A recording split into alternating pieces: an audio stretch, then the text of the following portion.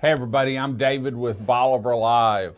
You know, home prices have gone up considerably over the last 5 to 8 years. In fact, I was talking to you weeks ago talking about interest rates on my first house was off the T-bill because it was an assumable loan. But I've been thumbing through the internet and I came across something that read about a 50-year mortgage. And I've always... Sounds a little frightening. Well, but it's not.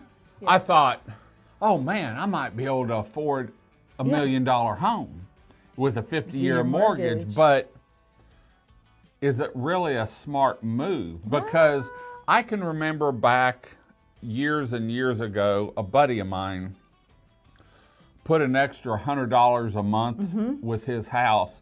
And then he paid it down. And he paid it off like in a little over half the time or something. It was crazy. So I've read a little bit about it. I don't know if it's into effect yet or who's doing it. But what do you know about it? Okay, so because it's 50 years, man, that's a lot of interest. It's a lot of interest. Depending on what rates are. But let's just think, so let's step back a little bit. So 30-year mortgage, 15-year mortgage. And so when we were buying our first house, right, my father was like, you cannot get a 30-year mortgage. You will never make any money. You need to do a 15. Well, we couldn't have afforded the payment on a 15. We did a 30-year mortgage. We lived in that house maybe 3 years, 4 years. And then you sold it. And then we sold it. And we made money. Right. And we're able to move on. So you have to think about when you're looking at the times of your mortgages, you have to look, what do I keep saying to you? What are your goals? Right. What are your goals? What is your end goal? So initially when I first started hearing all this 50-year mortgage, I was like, oh my God, this is disastrous. They're never going to have any equity. People are going to call me and want to get out of their house and they've only paid towards the interest and they haven't paid down anything towards the house. Right. And is this a setup for another bad mortgage situation like 2008? Right. We're always comparing right now to 2008, which we're going to talk about in a different thing. We can't do that. However, now the 50-year mortgage, and I'm like, ugh. So I started talking to a few lenders. I started talking to other realtors. I started talking to clients. And it occurred to me, there's always a time and a place for everything. Right? And one of the biggest things that I keep talking about and really want to change the philosophy of is waiting till retirement to buy your beach house. Okay. Because a lot of people save, and when I retire, when I talk to them, oh yeah, I want a beach house, but I have to wait till I retire. Right. Right, which logistically makes sense. You're working, and you're there. You're not going to have this, be down at this beach house. If you have a 50-year mortgage, you could be 32 or 34 and buy that beach house. And the payments would be very doable. Because you're planning on holding on to that house until you're 65 or 70, right? Right.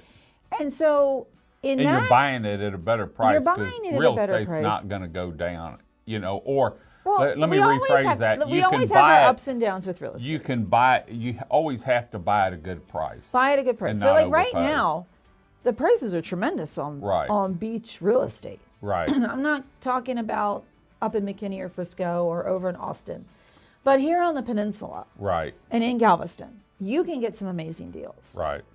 And so if you're sitting there thinking that my one day I'm going to buy this beach house, maybe this 50-year mortgage is a way for you to buy the beach house today. Right.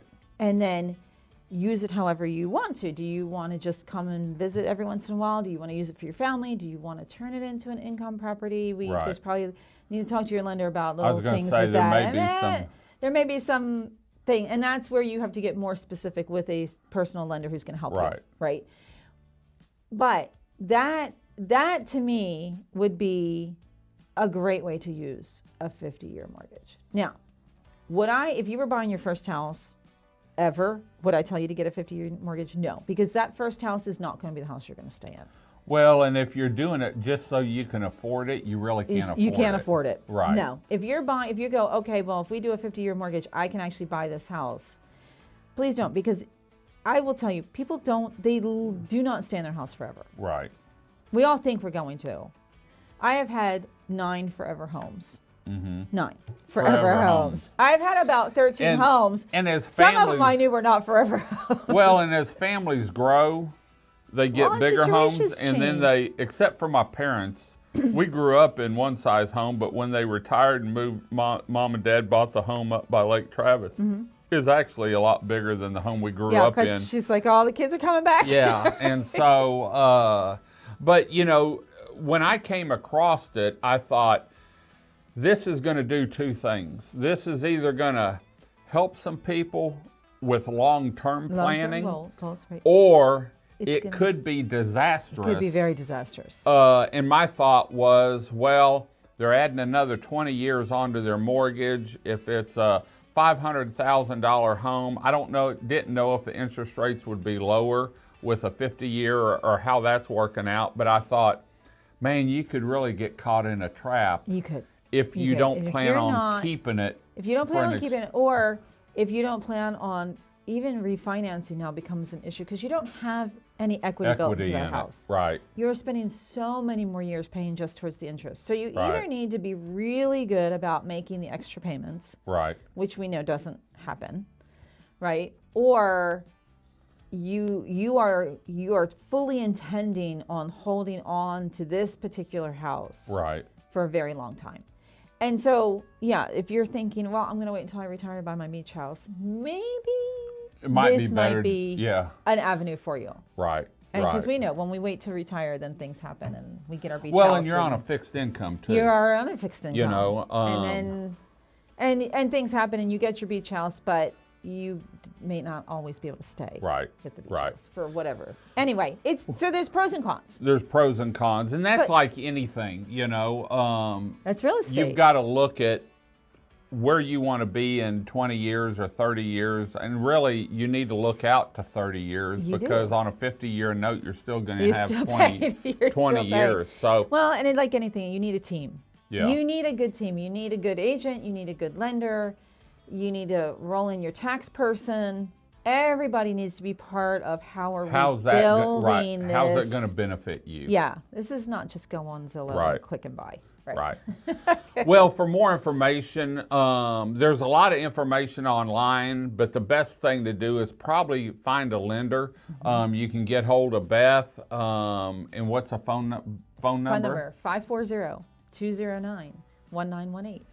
Give her a call. She's got a list of people that she loves to work with and really take care of new home buyers. So we're going to head on out. We're winding down the year. It's going to be a great 2026. I've done my magic ball, and we're looking forward to seeing where it takes us. So until next time, I'm David with Bolivar Live. Y'all have a great day, great week. Come see us. God bless, and bye-bye.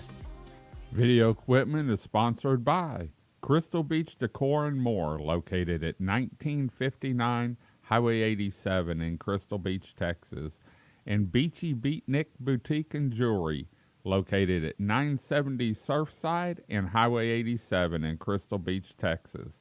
Thank you to these two businesses for being our 2025 video equipment sponsor for Bolivar Live.